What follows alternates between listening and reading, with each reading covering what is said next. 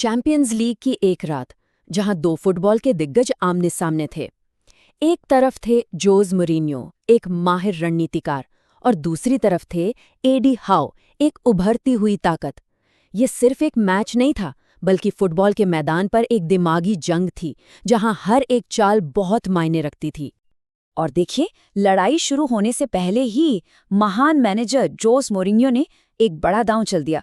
उन्होंने प्रेस के सामने जाकर न्यूकैसल की सबसे बड़ी कमजोरी को उजागर कर दिया। ऐसा लग रहा था मानो वो अपने विरोधी को सीधे सीधे चैलेंज कर रहे हों।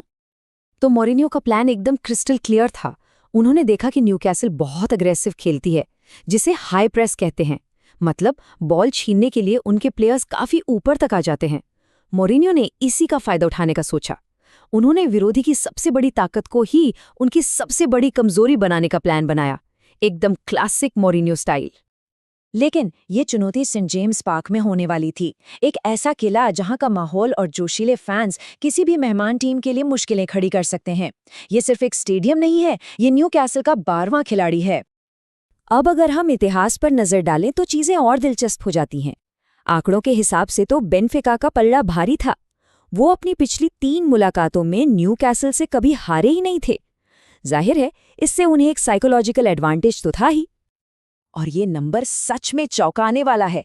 जोजे मोरिनो जैसा बड़ा मैनेजर, सोचिए, न्यूकैसल के इस मैदान पर अपने पिछले 12 में से 5 मैच हार चुका था। इससे साफ पता चलता है कि ये मैदान उनके लिए हमेशा से ही एक मुश्किल पहेली रहा है। तो फुटबॉल एक्सपर्ट्स ने एक बहुत ही कांटे की टक्कर की उम्मीद की थी, एक ऐसा मैच जो शायद आखिरी मिनट तक चले। लेकिन सच कहूं तो किसी को भी अंदाजा नहीं था कि उस रात असल में क्या होने वाला है। स्टेज सेट था और सब कुछ दांव पर लगा था। लेकिन जैसे ही मैच की सीटी बजी, सारी की सारी प्लानिंग, सारी भविष्यवाणियां सब धरी की धरी रह गई। मैच ने एक ऐसा मोड़ लिया जिसकी किसी ने उम्मीद नहीं की थी, और मोरिन्यो की जो इतनी सोची समझी रणनीति थी वो बिखरने लगी।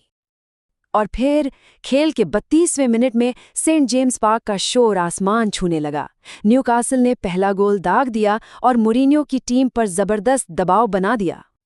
ये एक जबरदस्त मूव था, जिसकी शुरुआत ब्रूनो गिमराइस के एक कमाल के पास से हुई। और सबसे मजेदार बात क्या थी, न्यूकैसल ने ठीक उसी जगह से अटैक किया, मिडफील्ड और डिफेंस के बीच की उसी खाली जगह से, जिसे मोरिन्यो ने मैच से पहले उनकी कमजोरी बताया था।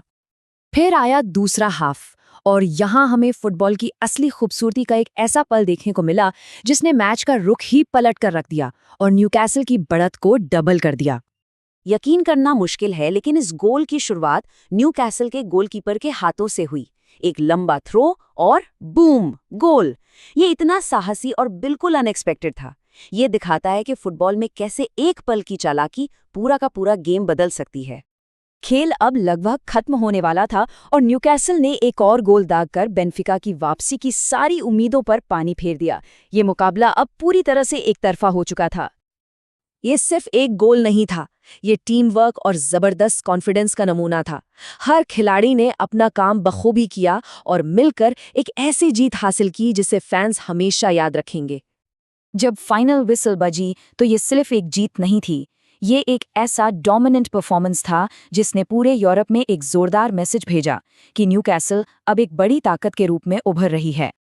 3-0 का स्कोरलाइन साफ साफ बताता है कि उस रात न्यूकैसल का कंट्रोल कैसा था। ये सिर्फ गोल नहीं थे, ये खेल पर उनका एक तरफा दबदबा था।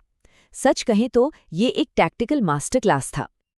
और मोरिन्यो के लिए, उनके लिए ये रणनीतिक तौर पर एक बहुत ही निराशाजनक रात थी। उनके सारे बड़े बड़े प्लान उन्हीं पर भारी पड़ गए और वो बस अपनी टीम को बिखरते हुए देखते रह गए। जिस छेद या गैप का फायदा उठाने की मोरिन्यो ने योजना बनाई थी, न्यूकैसल ने उसी जगह को अपने हमलों का लॉन्च पैड बना दिया। यही इस खेल की सबसे बड़ी विडंबना थी और एडी हाउ की स्ट्रैटेजी की सबसे बड़ी जीत। इस शानदार जीत के हीरो तो कई थे, लेकिन उनमें से एक थे निक वोल्टमेड। उनका प्रदर्शन इस बात का सबूत है कि न्यूकासल के पास सिर्फ एक मजबूत टीम ही नहीं, बल्कि उभरते हुए टैलेंट भी हैं जो भविष्य में बड़ा नाम कमा सकते हैं। और इस तरह के परफॉर्मेंस का असर मैदान के बाहर भी साफ दिख रहा है। वोल्टिमेट की मार्केट वैल्यू डबल से भी ज्यादा हो गई है, जो दिखाता है कि क्लब का कद कितनी तेजी से बढ़ रहा है। ये सिर्फ मैदान पर जीत नहीं, ये एक फाइनेंशियल स्टेटमेंट भी है। एक यूरोपियन जायंट पर यह शानदार जीत सिर्फ 3 पॉइंट्स नहीं थी, ये भविष्य के लिए एक बहुत बड़ा ऐलान था।